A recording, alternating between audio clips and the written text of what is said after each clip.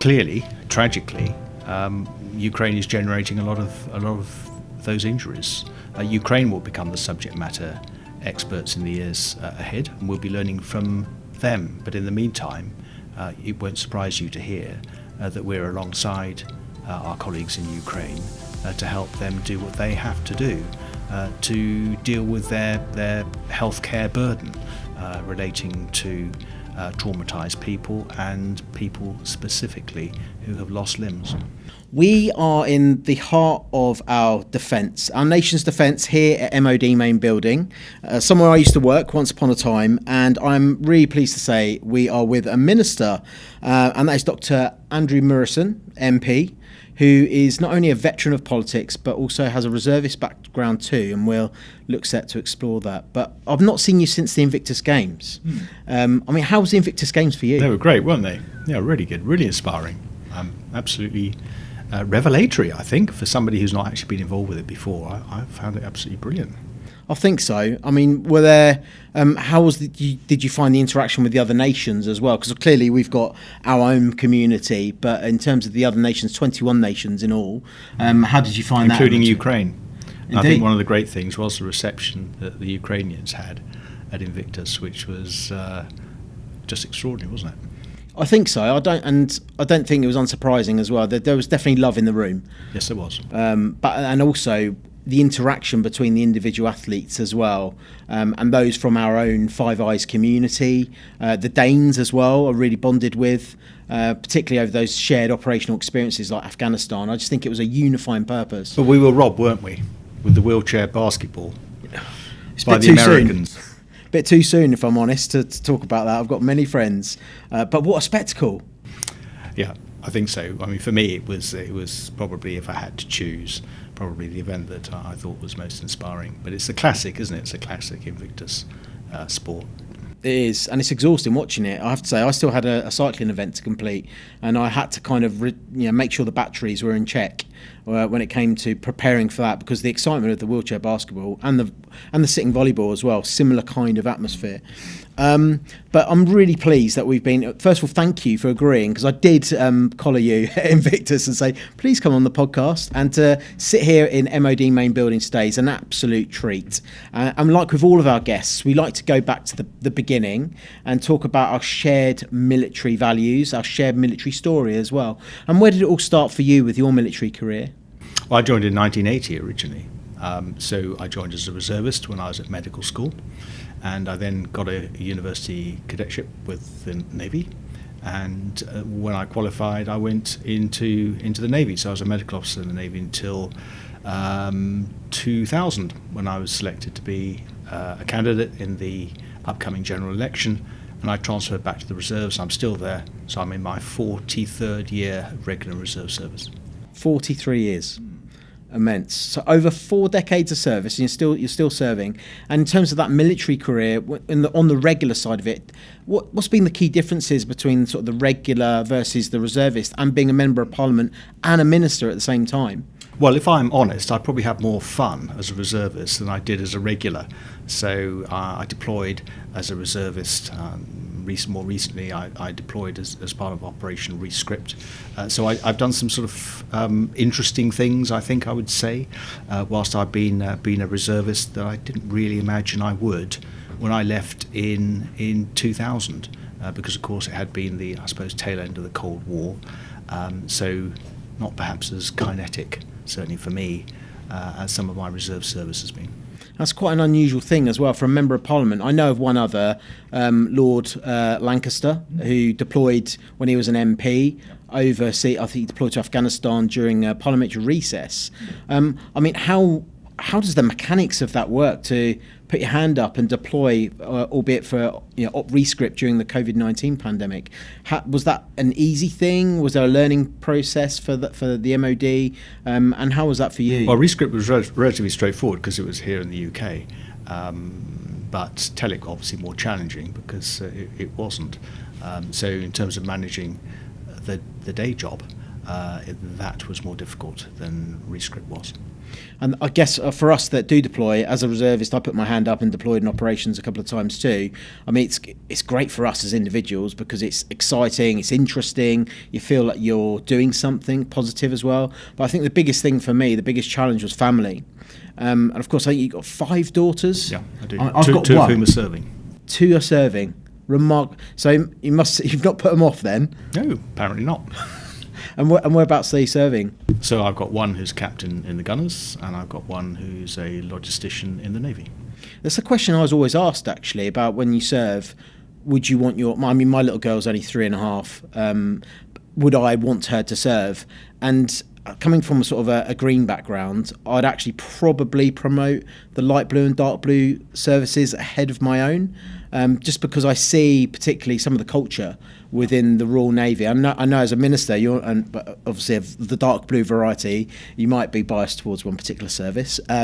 But we're keen to champion tri-service, of course, in all that we do. But there's just some of the people I've met recently, particularly through Invictus, actually, there's something about their character that's quite appealing. And I think that's probably shaped within the culture of the Royal Navy and the RAF. I mean, how did the culture of your service shape you as you look forward to go into when you transitioned into civilian life and into reserve life? Well, I think it's very difficult, but all of us who have served whichever service, I think, probably take with us a lot of valuable stuff. I'm certainly of the view that experience in uniform really does set you up well for life. And that varies. So for some people it is truly transformative, and for others of us, perhaps some who've done things before, possibly less so, but nevertheless it does have a big impact, and it gives people life skills which are, I think, very, very useful in later life, because we all become civilians again eventually, if we're spared, and I think inevitably what we do in the military helps us along the way, both in our careers and in our life in general. And I think it's quite a comfort as well for the armed forces community, having someone like yourself that has the empathy and the lived experience. You know what it's like to leave your family behind on operations. You know what it's like to put yourself forward for service and in difficult situations, and therefore when you're the decision maker, but not just for yourself or your family, but for us all in the armed forces community. And I think if we remove the party politics of it, I think the MOD in recent years has served itself really well as a voice of veterans and families and reservists and serving personnel, in the manner in which those that are actually in those positions, their backgrounds, because we've done quite well, haven't we? I think the prospects of veterans have changed dramatically since 2010. We put the military covenant into statute for the first time. There has been a lot of work on military healthcare issues, veterans' healthcare issues, mental health. I've written papers myself on the subject. I've written a book on the covenant. So there's been a lot of energy, I think, over the past 10 or 15 years around the covenant, what it means, around service families, and around veterans, as you say. And I'm actually rather proud of that. I was going to pick up on a couple of those bits of work that you did. I think it was David Cameron asked you to look at a couple of bits around the experience of the amputee population, and having just spent a lot of time with a few amputees with Invictus. I had suffered near limb loss. My limb was saved during my trauma, thanks to the NHS and the amazing staff at the University of Hospital of Coventry and Warwickshire, and Mr. David Wallace, who I like to name check every now and again, for saving my limb. But I've had a lot of time with amputees, and as a medical person as well, you had an interest in that from the military communities. How have you seen the advancement, both perhaps in technology and attitudes, and the way in which we view our amputee community? How's that changed over the last couple of decades? Well, I was at Stamford Hall a few days ago, which of course is what replaced Headley Court, which many people are familiar with if they've been in for any length of time. The way we manage amputees and the way we do prosthetics in the armed forces community, I think it's second to none, certainly in this country. We do it exceptionally well. We've had a lot of experience, sadly, because of Telek and Herrick. and we're seen as being, I think, subject matter experts. Others look to the UK for mentoring, for some of our research base. So we're seen as being good with this, and of course that has an impact on those that we have an enduring commitment to. Goes back to your observation about Ukraine, actually, because I was really struck. We're seeing that conflict, and we're seeing the technological advances in medical, particularly in forms of the CAT tourniquet, meaning that there's fewer people dying of those kind of blast injuries, but surviving as amputees. And that population we saw within the Team Ukraine. And that was really quite striking. So, I mean, has your experience of other nations looking to us, would you say that's a fair reflection of what you saw with Ukraine? Yeah, so clearly, tragically, Ukraine is generating a lot of those injuries. Ukraine will become the subject matter experts in the years ahead, and we'll be learning from them. But in the meantime, it won't surprise you to hear that we're alongside our colleagues in Ukraine to help them do what they have to do to deal with their healthcare burden relating to traumatised people and people specifically who have lost limbs. I guess when you engage with that population, you see it through whether it be our own amputee and going to Stamford Hall or to Ukraine, you see it through various lenses, whether as a veteran or reservist, or as a parent, or a minister, or as a medical professional.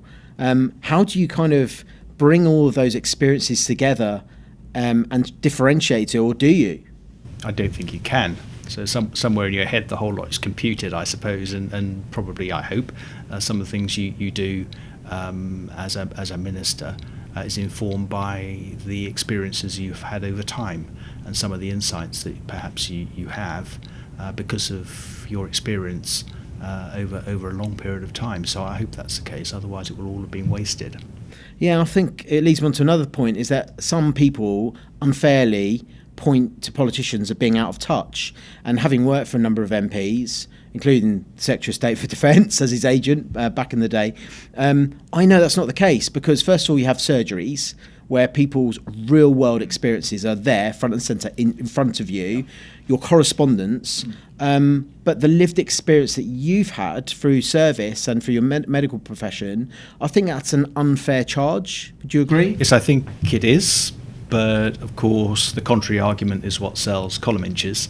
I suppose I could reflected upon that on Sunday night when I was working through my constituency correspondence, which I normally do until fairly late. That does give you an insight into the ground truth, which I think is denied to many others, no question. And like everybody else in the House of Commons, I do my advice surgeries, and people come see me bend my ear. I go knocking on people's doors and get it from them, sometimes both barrels, in the way that my colleagues do. I engage with by-elections and spend days on end knocking doors and hearing people's issues, concerns and complaints. So I think it's wrong to suggest in this country that elected politicians are out of touch. In other jurisdictions, perhaps where things are a little bit more remote because of the way people are elected, perhaps, and not directly accountable to constituents and to particular areas, things perhaps that accusation probably could stick, but certainly not in the UK. Yeah, we're really lucky, aren't we? We can walk into our Parliament, it's a public building. We can mix in amongst MPs. We can see our MPs. I mean, I don't know if you've ever tried, a member of the public or any of our listeners, try and contact an American politician. It's impossible. You can't even do it on Twitter. They're all closed down. You can't DM them. If you want to email them, there's no email. You have to go via contact forms and obviously get filtered out because you're not an American. That's exactly right. And they have vast staff. So if you're lucky, you'll get to speak to a staffer. You certainly won't get to talk to the principal.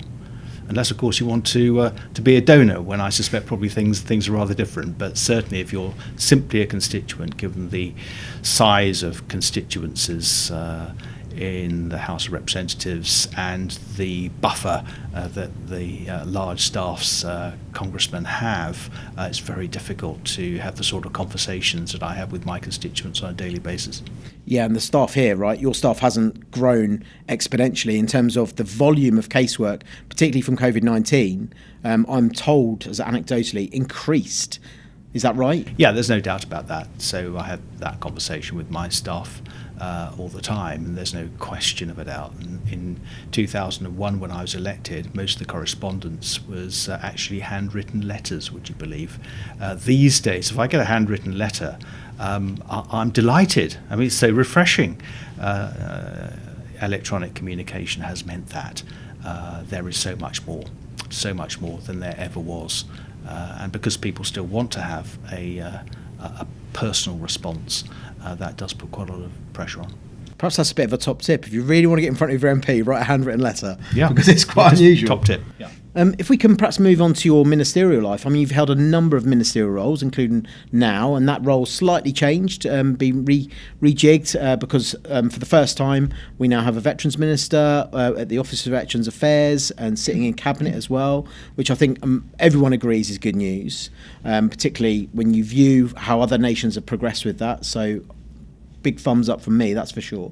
But across all those ministerial roles, I mean, how has that changed? Was there a particular favourite time as a minister? Clearly, you're going to say MOD. But was there particular highlights or challenges during your? I think you've had about 5 ministerial roles over time. Yeah. So they've all been good. I've also chaired a significant select committee. That was good too. Northern Ireland, was that right? That's right. In quite a challenging time in Northern Ireland history, so that was a privilege. Foreign Office was great. Very much enjoyed being at the Northern Ireland Office as a minister. This is my second turn of the wheel in the MOD, so I was here 10 years ago. So it's been interesting coming back. Yeah, anything different from last time to this time? I mean, it's a great. Everyone that works in the MOD, I think, from my experience, it's very interesting. Yeah, well, yes, it is, and it's a privilege to work here. Things have changed. Actually, the essence of it has not. There's ways of working have changed, far more electronic, for example. But the essence of it has not changed greatly. The challenges have changed, obviously they have, and the things change rapidly in defence and foreign affairs. I suppose the canvas looks a bit different, but essentially the mechanics of how this place operates, not so much. Yeah, and the global dynamics in that time. I mean, we've gone from high intensity operations with Afghanistan and Iraq overlapping to that ending, and now all eyes looking back almost at the past during familiar territory for yourself, having served during that period of the closing down of the Cold War and that transition to different operations, and then as a reservist being involved in very contemporary operations as well. I guess you've got a really good view about across that multi-spectrum. I mean, it's a question I often ask people in positions as politicians. Your view of the past and now, do you think the period of crisis, people use the word crisis, we're in a crisis, and I think sometimes they use it a bit too easily, and without kind of a label on it. We had the label of the Cold War, that was quite easily understood. What kind of period of time are we living in at the moment? Well, I don't think it's Cuban Missile Crisis, is it? It's unsettling, that's for sure, and uncertain. There's a lot going on. But the point about defence is to manage the situation as best it can with its allies.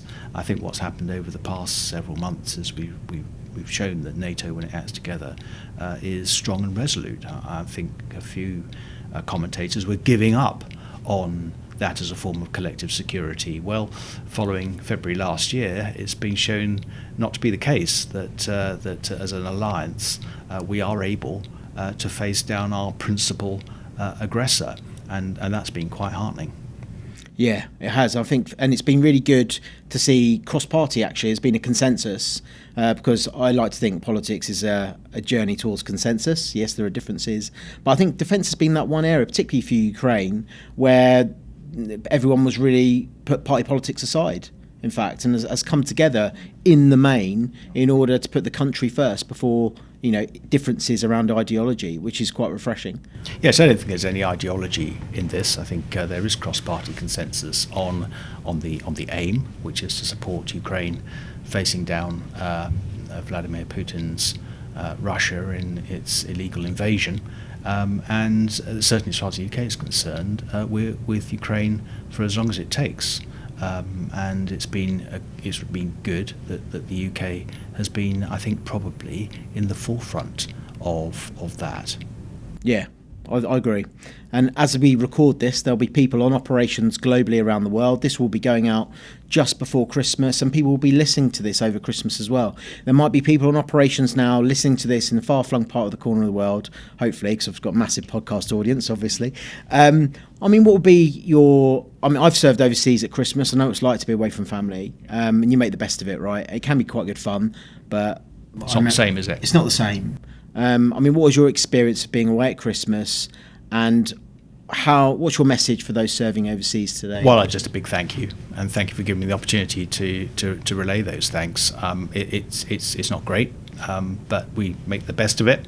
But of course, we've got to think about families back here in the UK too, who will be separated from their loved ones. I just would like to say a big thank you for what you do in ensuring that we are a force for good in the world, which I sincerely believe what you do is important.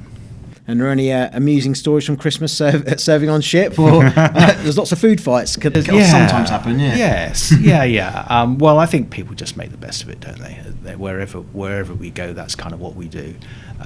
But let's not diminish the significance of being away for Christmas. It's not the best.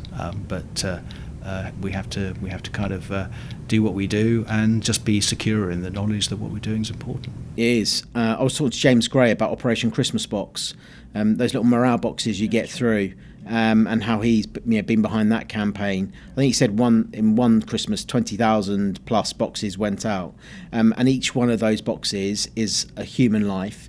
Each one of those boxes has a family connected to that as well. And I remember what it was like to get those little morale from strangers as well. And it's the morale. I mean, people. If anyone has sent those, you'll never know who's getting them. But the impact it has on you overseas when you open that, the morale just goes through the roof.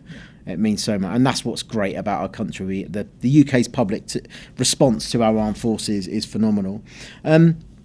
And before we let you go, it'd be really good to understand what you're working on at the moment. We mentioned earlier on about clearly you've got a military constituency in southwest Wiltshire as well, a close link with the armed forces.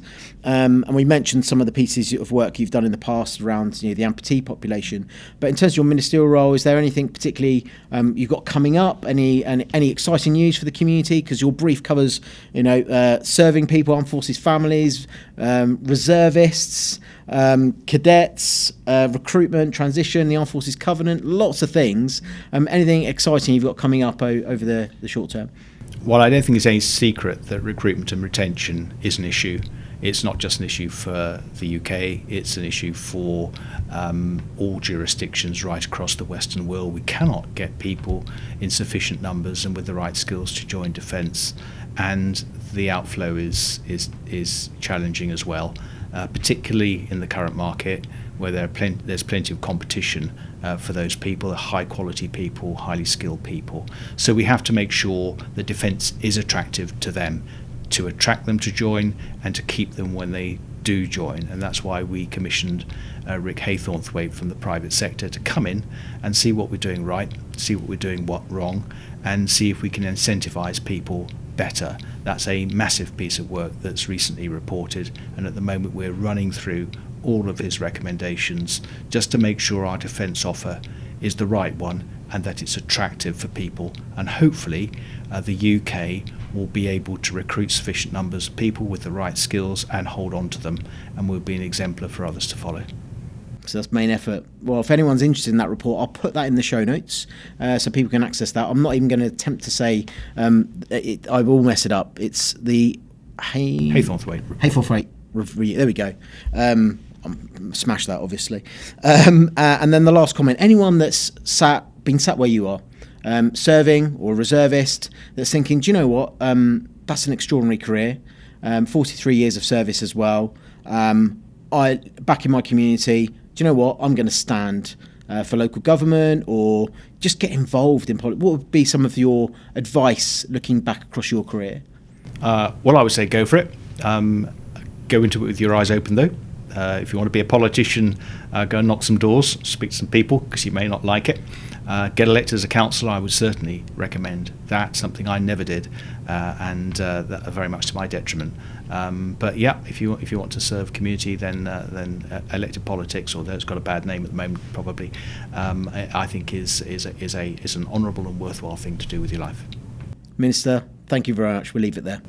Thank you. Thanks to our guests, and thank you for listening. If you've enjoyed this podcast, hit subscribe now.